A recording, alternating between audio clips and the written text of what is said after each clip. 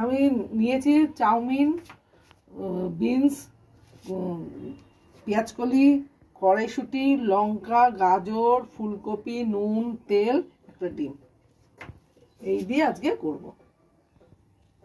1 চামচ তেল দিয়ে দিলাম, দিয়ে এবার ডিমটা আমি আগে করে নেব, ডিমের ভুজিয়াটা করে নেব।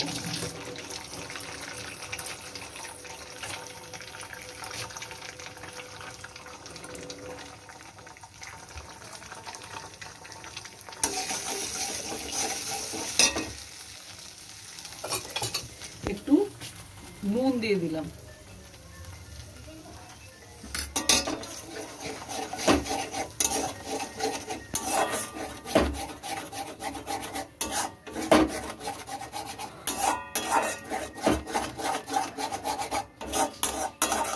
এবার আমি 4 চামচ মতন তেল দিয়ে দেবো। তেল দিয়ে দিলাম, এবার একে একে সব উপকরণগুলো দিয়ে দেবো, একে সব। একটু তেলটা হোক,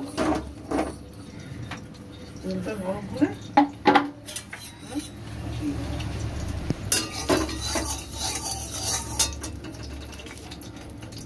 আমি ফুলকপিটা ছেড়ে দিচ্ছি। ফুলকপিটা একটু ভাজা ভাজা হলে একটু নুনও দিয়ে দেবো, ফুলকপিটা একটু নুন দিয়ে দেবো, দিয়ে একটু ভাজা ভাজা হলে ফুলকপিটা একটু নেড়ে করে গাজর দিয়ে দেবো।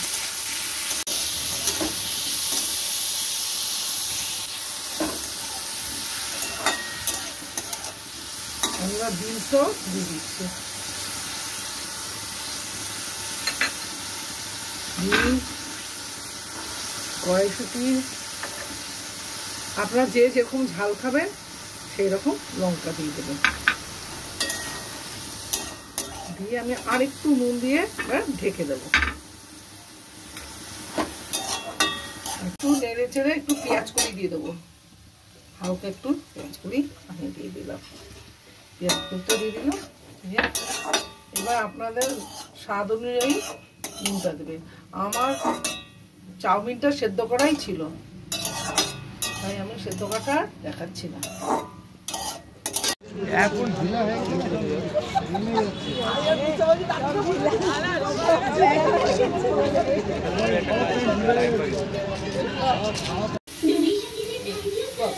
এক চামচ সোয়া সস দিয়ে দিন, এক ঢাকনা।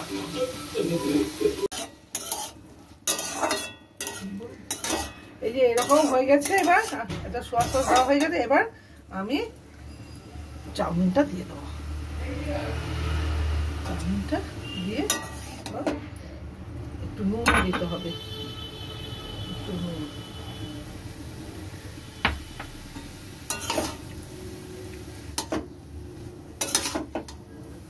এই যে দেখছে পুরো মিশে গেছে, চাউমিনটা মিশে যাওয়ার পর একদম ভালো করে মিশাতে হবে। মিশিয়ে এবার আমি ডিমের ভুজিয়াটা দিয়ে দেবো, ভুজিয়াটা দিয়ে দেবো, এটাকে ভালো করে আবার মিশিয়ে দেবো। এটা কিছুক্ষণ নাড়াচাড়া করে নামিয়ে ফেলতে হবে, একটু হালকা একটু ভাজা ভাজা হয়ে গেলে নামিয়ে ফেলতে হবে।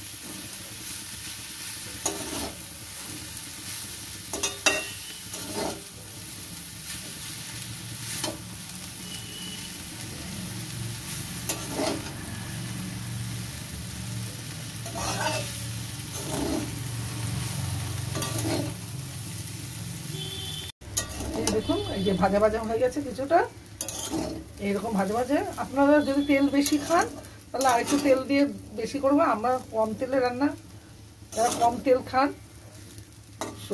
তারা এইভাবে কম তেলে করে নেবেন। এবার আমি নামিয়ে ফেলবো, হয়ে গেছে।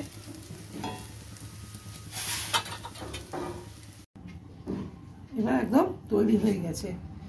আপনারা এভাবে করে খেয়ে দেখে বলবেন, কমেন্ট করবেন, জানাবেন।